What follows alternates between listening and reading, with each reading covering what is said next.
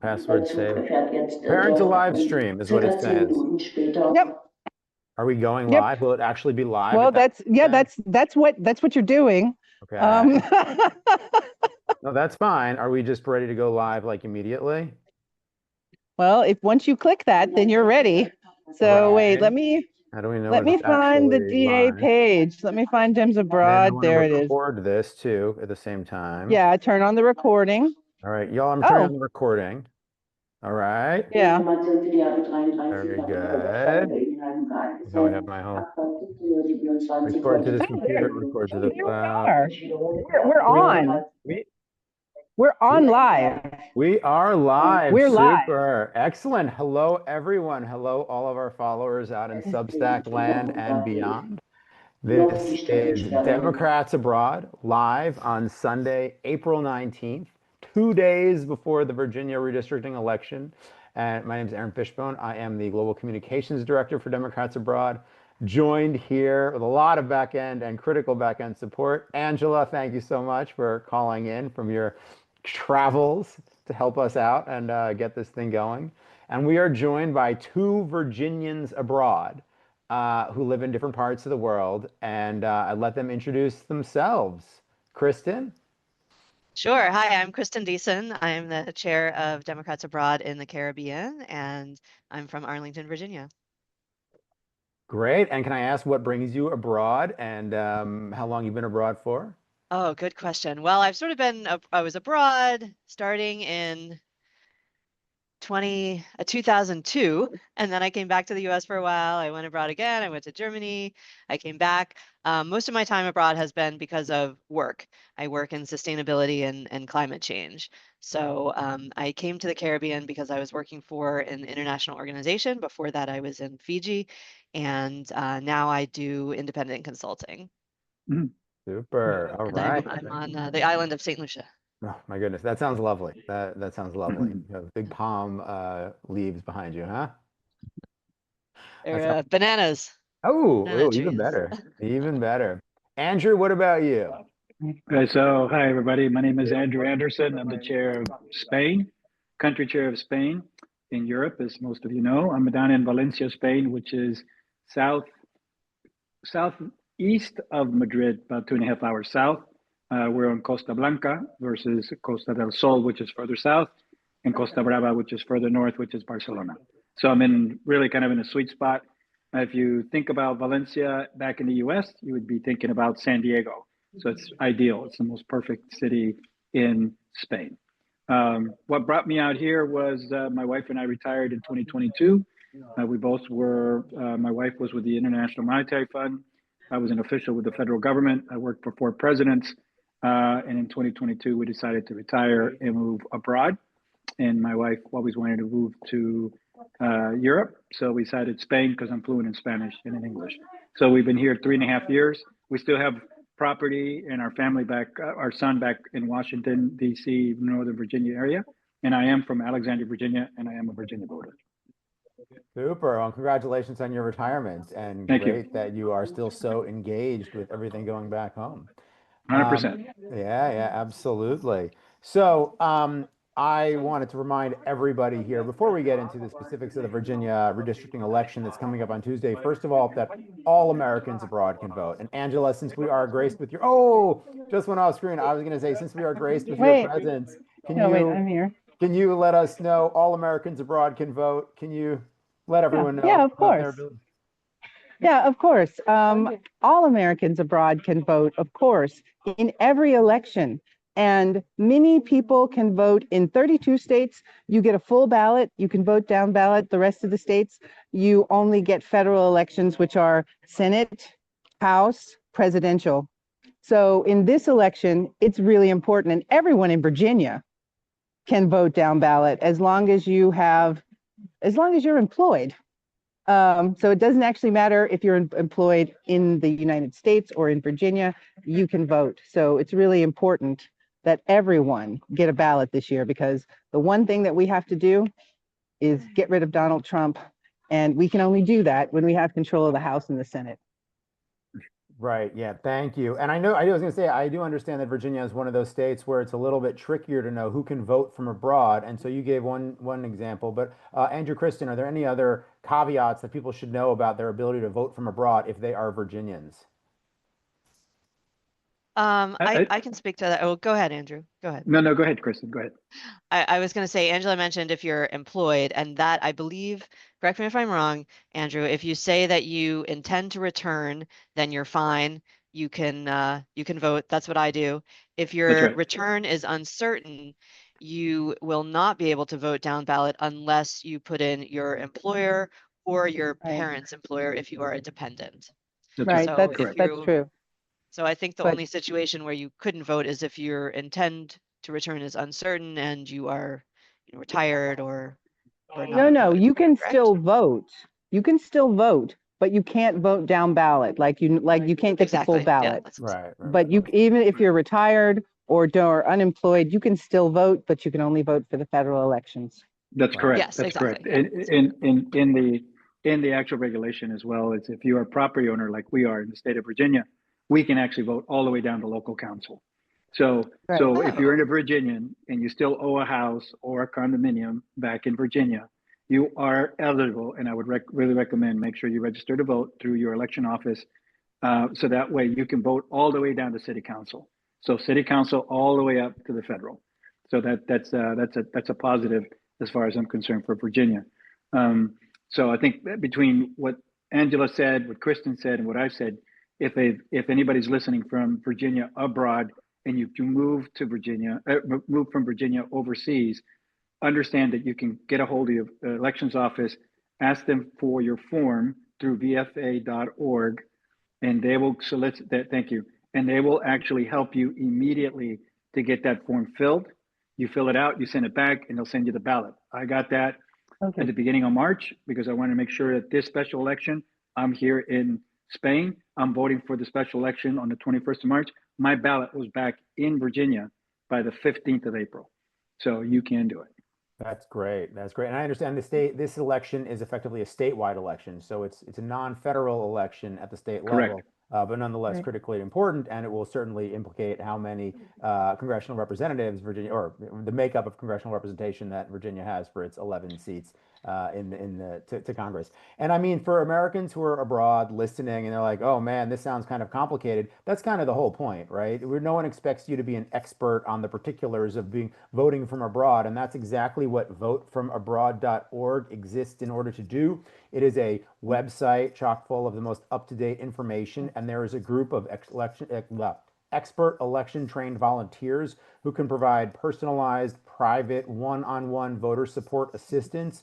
So you can go to that website and there is a button to click for more help. And then someone can follow up with you about the particulars of your situation, which country you live in, and what state you're voting into. And also, there's occasional rooms, live Zoom help, where people can call and get like in real time private help as well. I think some of those Zoom rooms are even taking place. But all of that information is on the votefromabroad.org website. So, regardless of your questions about voting from abroad, go to that website and they will help you answer them. So, and Virginians abroad there are a lot of you all, right? We only have two of you on this call, Right. but Yeah. according to the most recent numbers, about 195,000 ballots were received from Virginians abroad in the 2024 election. So, I Wow. mean, that is a significant number of voters, and that's probably not even all of them, right? Yeah, Right. there's probably a lot more Virginians abroad out there. Mm-hmm. Mm-hmm. Especially the college Mhm. students that are moving abroad, that go abroad for the summer and or for the fall spring.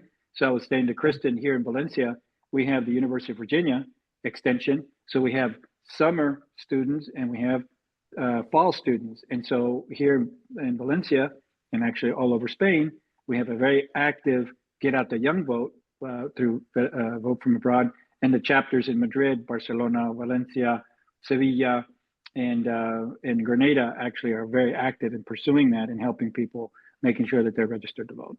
Yeah. That's great. That's great. Obviously, there's a lot of turnover, right, with study abroads in Of course. particular, right? And so a lot of people who need to get that information, maybe this cycle, but they didn't need it a year ago or even half a year ago. So it's great to have that outreach directly to young people who are able to vote in some cases for the first time and suddenly having to figure that out from abroad. So That's right. votefromabroad.org and their team there and students that study abroad, votefromabroad.study.org are all there to help. And by the way, not just Virginia as a state is one of the largest constituencies of voting from abroad, but also 2 out of the top 10 counties in the United States for ballots received from abroad are also both in Virginia. Can you guess what they are? Uh, I would say Fair, Fairfax and Arlington. Fairfax, yeah, in Arlington. Fairfax and Arlington. So Fairfax and then Virginia Beach. Oh, Virginia well, sure, Beach. right. Makes Beach. sense. Yeah, Wow. makes sense.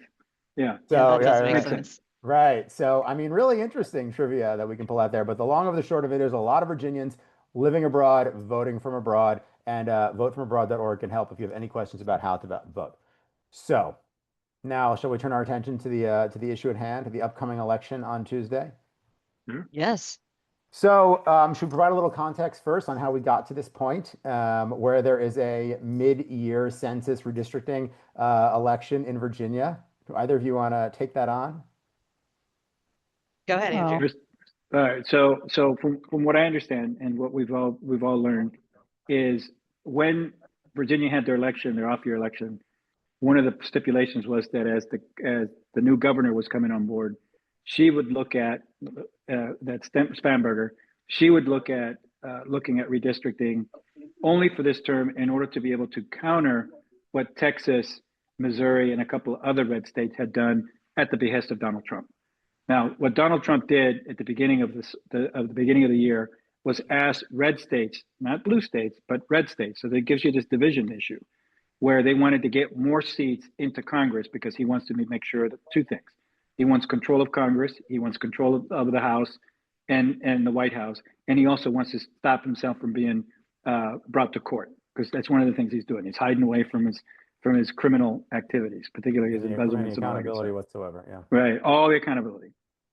So what ended up happening is, as everybody knows, and I'm sure everybody's been up to speed with this stuff, California did the first attempt to redistrict, and they did it through their popular vote, and they did. Second, they won. after Texas, right? After Texas, right? Well, I'm saying Texas had done, yeah. Right, red to blue, to blue. So the first counter was blue. Virginia was going to be the second counter, and that's when Spanberger was elected with a relatively good margin, and took the legislature and the Senate. Once that happened, they made the effort to do the redistricting only for one reason. And if you look at the amendment, it's clear. The amendment says that if voting yes allows us to change the redistricting for the one term and then turn it back over after the term. That's it. And I think that's a really good way of approaching it. And it's now before the Virginia voter. Right now, Virginians are really are turning out in numbers. From what I see, the documentation this morning is they're lining up to do that. It's going to be close because Virginia's a purple state. It's not necessarily a completely blue state. So, Kristen, you want to add anything to that? Yeah, I would add just to what you said about Trump and the reason he's doing this. He has actually said we need to keep the House and Senate because if we don't, I will be impeached. He knows that he'll be impeached if this doesn't happen. And that's why he's working so hard to make it happen. So that's why it's so important that we fight against that so that Democrats can be able to have some power and potentially take back the House and Senate. Yeah, well, impeached and with actual penalties, right? I mean, he's been twice impeached Yes, already. yes. There have just been that under both cases, the Senate cowed and didn't actually, effectively sentence him, such as it was. So, okay, maybe I just want to step back 1 second for people who are not, quite as following their districting as much as us. Technically, or historically, it has been the case that there's a redistricting after every 10 years after a new census is done, right? The purpose is to ensure that people are properly represented with the right number of Congress people based upon the density of the congressional district they live in. As people move around and those things may change, the government looks at that every 10 years after a new census is taken.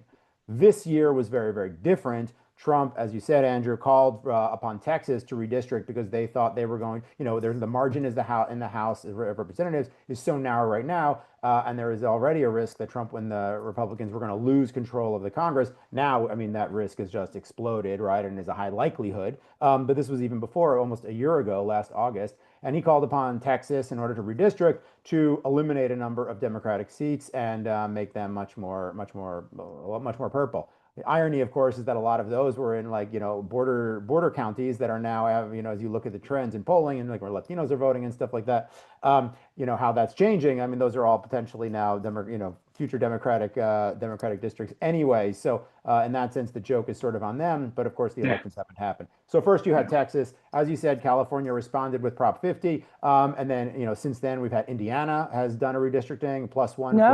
No, actually, No? Indiana didn't do it. Missouri, I'm sorry, Yeah, you're right. that's right. Missouri did. Didn't do it. Missouri did. You're That's right. Thank you. Missouri and then North Carolina each redistricted to do +1 districts, and then Virginia Indiana didn't do it. Utah hasn't done it, and Maryland also declined to do it, each for their own internal sets of reasons. And finally, now you have Virginia and Florida coming up also, in the next coming days here, although that dynamic keeps changing as well. So that, looks set to change the makeup of the House. But even if we just talk about it, and again, though, that at this point, given, the Trump's popularity, given all of the uncertainty around the, a war in Iran, given, the way in which they're just disregarding people's cost of living and whatnot, and so many other things that they're, at risk of losing the House anyway, and also even the Senate. So we'll keep up the pressure. But the makeup of Virginia is arguably representation. To go from five, I might get the numbers wrong here. What is it? 5 Democratic seats and 6 Republican. There's 11 seats now, right? 6 Democrat, 5 Republican currently. And potentially under the new redistricting plan, the makeup would be set to change a little bit, right? Are you all hearing anything from people about that? I am not hearing anything about that particularly. I think the big issue that I'm hearing and reading out of Alexandria and out of the Northern Virginia corridor is really the fact that people are just trying to get this thing done by getting more people to vote yes. The whole idea, again, I come from Northern Virginia. If somebody's listening from Southern Virginia, they may have a different perspective. I get that. And they may not be in agreement with me, and that's okay, because Virginia is pretty fairly divided between North and South in the Richmond corridor. Once you hit Richmond, south of Richmond, it's pretty much red. If you go north, it's pretty much blue. And you know why. A lot of us are former federal officials and former federal civil servants. A lot of people have served the military, such as what you said at Virginia Beach and the Hampton area. It's predominantly semi-blue. But no, they're not talking about that. The Republicans are bringing that up because they're saying that they're going to be down seats versus up seats. So they're saying that there's an imbalance in Virginia in reference to representation. It's not true. The majority of the seats that are going to be taken are going to represent Virginians much better than what we're being represented today with the blue-red distinction. That's what I'm hearing. Okay. Kristen? I've seen some discussions online. I mean, I've seen some people say things like, this is not what's best for Virginia. And I totally disagree with that. I think that this is something, Virginia is part of the US. And I think that we have to look what's going on in the whole country and contribute to what's best for the whole country. And I think that's why we're doing this. That's why Spanberger is pushing this. And that's why, as Andrew explained, this is a temporary measure that would have never been proposed had Trump and the red states not done this. So it's something that is being done to counter this dirty trick that the Republicans have done.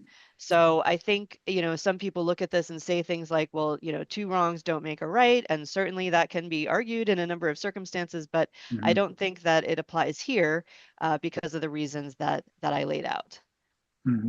Right. Okay. Well said. Well said. So I read the text of the bill itself, by the way, of the amendment, right? Because it's a legislative referred amendment, and it says that it basically that the voting would be done by this would apply for the 2026 and 28 elections, And then at 2030, the shape and makeup of the districts would revert back to those set up by the Independent Redistricting Commission. So just to clarify.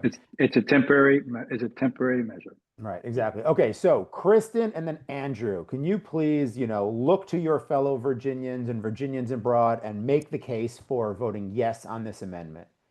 Kristen, start with you. Sure. Yeah, I'll just repeat what I said before. I think, again, this is something that is countering what Donald Trump is trying to do in order to strengthen his position unfairly for the midterm elections later this year. And I think it is a little bit difficult for voters because it's more complicated and it's different than regular elections where you're just looking at a couple of candidates and looking at their positions. It's something where it's important to understand the background, as you, Aaron and Andrew, outlined earlier in this call. I think it's important to read about that and understand what's happening here, because if you look at what's happening kind of in a vacuum, you might be confused and say, I don't understand why the Democrats are pushing this. This is unfair. But the reason it's being done is to counteract these dirty tricks that the Republicans are using. And again, it is temporary and it's intended to level the playing field for the midterm elections later this year. And after that, it will revert back. So it's very important to vote yes on this in order to level that playing field and make the election fair this year. Thank you. And Andrew, why is leveling the playing field so important? Well, as a fellow Virginian, and I'm looking at all my Virginians, whether they're listening in Virginia or they're listening abroad, Virginia's always led in every election, and we've had more presidents elected out of Virginia. We've always led in reference to the good things to do in America that serves the American people. You have a unique opportunity as Virginians, as we've always had a unique opportunity in Virginia, to turn the tide on things, right? And the thing about it is you're living through an entire historical moment where Trump has turned you upside down in the state of Virginia. Most of you that used to be federal employees are no longer federal employees. And you have an opportunity to vote and make a decision and make a statement that this is not right and this is not a good time in history. So Virginia, you've got an opportunity to change that tide. Vote. Your vote counts as much as anybody else's vote, and this vote is going to send a clear message back to Donald J. Trump. No, we don't accept this. We will never accept this, and we're going to change the course of history. That's what I would say. Well said. Mic drop. Well said, both of you. Thank you so much. And again, please remember all eligible Americans abroad can vote. Go to votefromabroad.org in order to register, find out how to do so, and submit your ballot, your federal postcard application if you haven't. If you have any questions, you can go to that website and they will help you answer those questions vis-a-vis your personal case. And if you want to join the fight for freedom and against authoritarianism, you can join Democrats Abroad, find other Americans in your chapter or your city or your country, and get to know them and get to work with them, both towards getting out the vote efforts and also towards a number of other actions that take place throughout the year. So we have Tuesday, the 21st, there is the redistricting special election in Virginia, and then of course there is the regularly scheduled races at the end of the year in November, right? Senator Mark Warner is up for re-election, as well as all of the entirety of the congressional delegation in Virginia that point. So thank you all so much for joining us, for participating. Angela, I know you're commuting, and so it's probably loud behind you, but thank you for being with us and helping get this going. And remember, all Americans out there, your elections are so important. There's lots of special elections taking place, so you never really know at these days when an election is going to come up that you may be eligible to vote in, regardless of which state you vote in. So if you go to votefromabroad.org and you register as an overseas voter, you will get all of that information sent to you proactively, and you don't have to worry about constantly tracking if there's an election that you are eligible to vote in. So with that, everyone, have a wonderful rest of your Sunday. We'll be with you as you stand in line to vote on Tuesday, and we'll be watching the results. Let's go, Virginia. The mother of presidents. Oh, yes. Right. Thank you both. Take care. Bye, all. Take care. Thanks, everyone, Bye-bye. for joining. Bye-bye. Bye. Bye. And stop. It's not stopped yet. Oh, it's not stopped yet. Sorry, I'm trying to end the recording. And all right, I'm gonna No, end it. Oh, you just have end. to actually stop the live. I'm gonna do that. I'm gonna do that. Is that an independent thing, or can I just end the call? Yeah, here? it's independent. Okie Please just stop dokie. it. I am going to that function, and I am trying to find that function. I will find it. Look at the top of the screen. There, and I have got it, and I'm going there, and I am